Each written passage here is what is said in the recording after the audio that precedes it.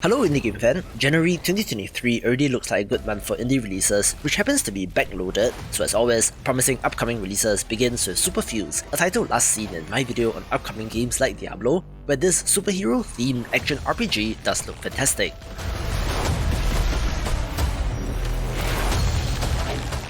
This trailer shows off co-op gameplay which looks fun, and the twist here is that you're able to create a custom enforcer character by fusing different skills together, looking like it has potential.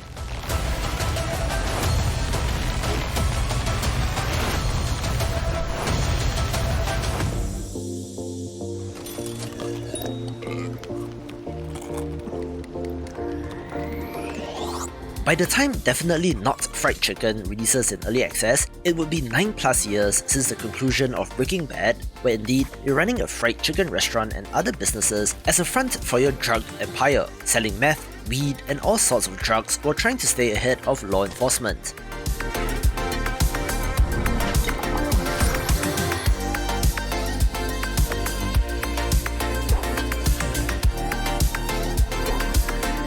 The voxel look is neat, as are the management systems, comprising of both building, customizing and optimizing your operations, as well as managing your staff.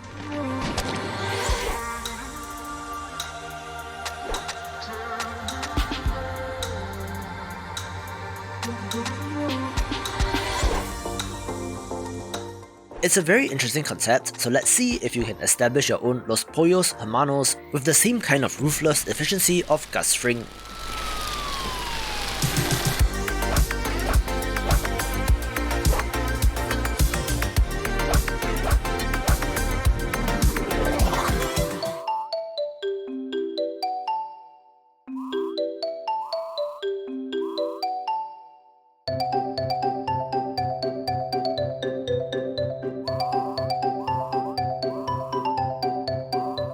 A very cute looking Metroidvania title is Alice Escaped, one that draws from Alice in Wonderland, where duo heroine bunny girls are searching for the mysterious Alice.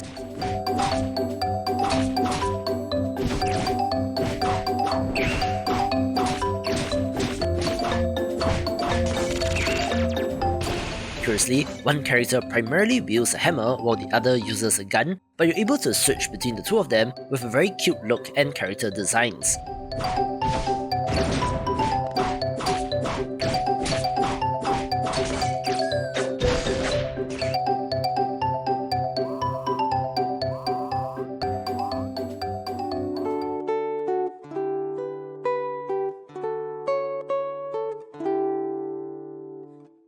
One of the pixel art titles that I've been looking forward to is A Space for the Unbound, a cozy looking adventure game set in rural Indonesia in the late 90s.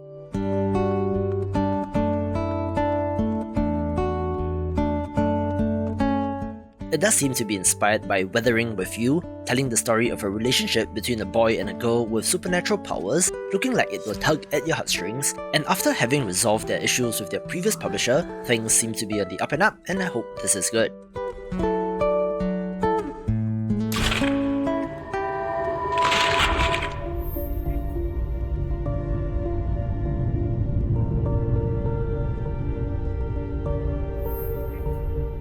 There are a couple of city builder and tycoon games releasing next month as well, one of which is the highly anticipated Aquatico, a game which I believe benefited tremendously from the Steam Next Festival since it got a huge spike in wishlists and is an underwater city builder title.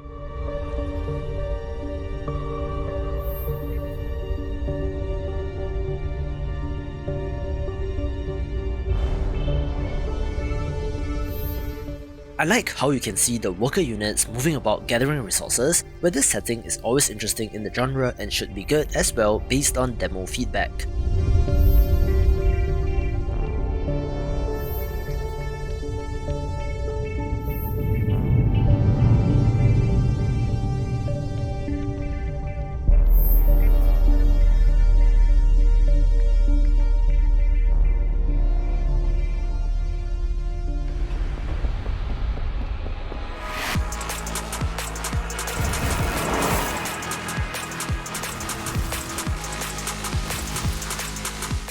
An awesome looking action roguelite that I previewed when looking at upcoming games in the genre is Lone Ruin, one with a very distinct colour palette consisting primarily of neon pink and light blue.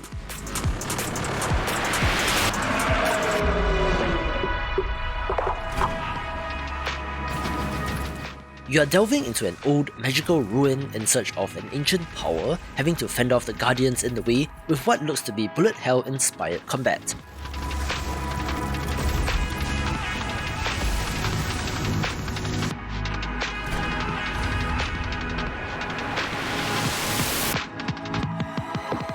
You're able to choose and optimize spells and abilities in each run, and comes to us from the developer of Hell is Other Demons, so I have faith that this will be great.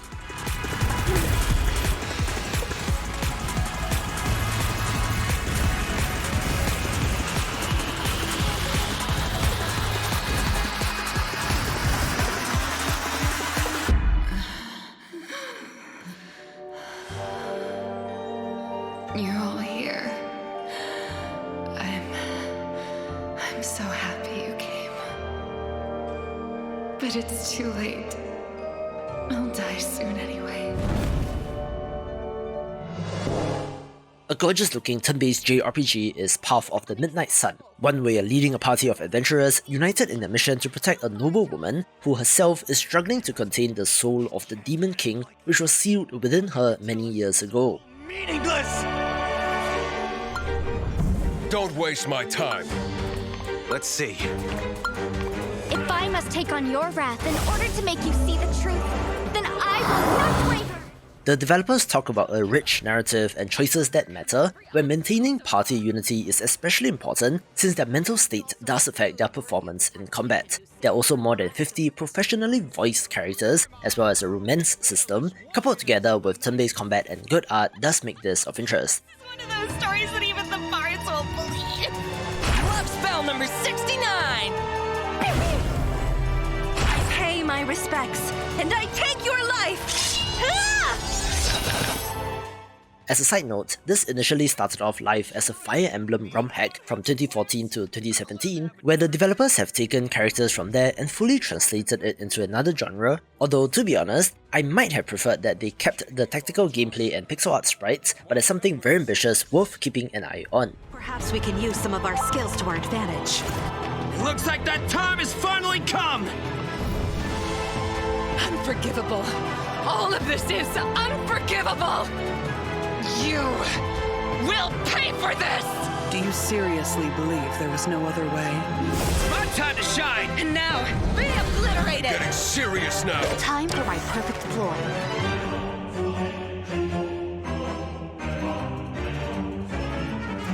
Look at you, struggling like worms. Hello! If you're seeing this, you might not know that I have a Patreon, where support from there really adds stability to the channel as we build towards the indie mega list, so do hop on over and chip in if you can.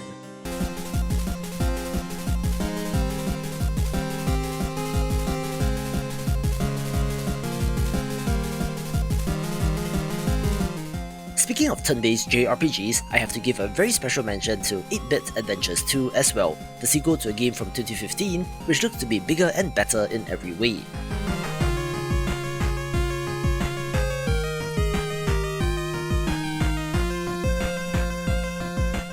I've had my eye on this game for a very long time, but I was so happy to hear that it finally got a release date, where if you grew up with the classic Japanese RPGs, I'm sure that this will be of interest to you.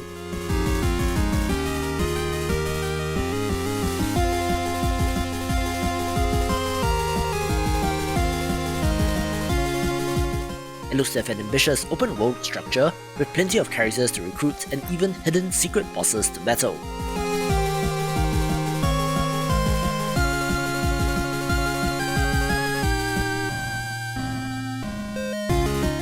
Of course, the main appeal to me is the gorgeous pixel art, especially the boss designs, where this just pushes all of my nostalgia buttons, which earns it its spot on the list.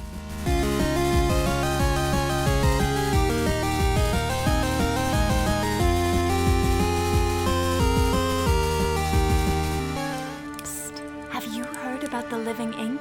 It makes drawn beasts come to life. It's used by Inkulinati, a super secret group who battle one another on the pages of medieval books. Some of the Inkulinati are legends, like Dante, who came back from hell and became a little bit grumpy. Or Godfrey, all-powerful but childish. And there is me, the Holy Healer, but most of all, Inculinati Master, Saint Hildegard. I also just mentioned Inculinati in my video on upcoming strategy games of interest, where just a couple of days ago as of recording, they announced that it will be releasing in early access at the end of next month. That's one of the best looking art styles, which is inspired by medieval books, where leading armies of anthropomorphic animals to defeat your enemies. Looking like it has a lot of personality from the presentation alone and should be great. Defeat other Masters of Ink and become a living legend.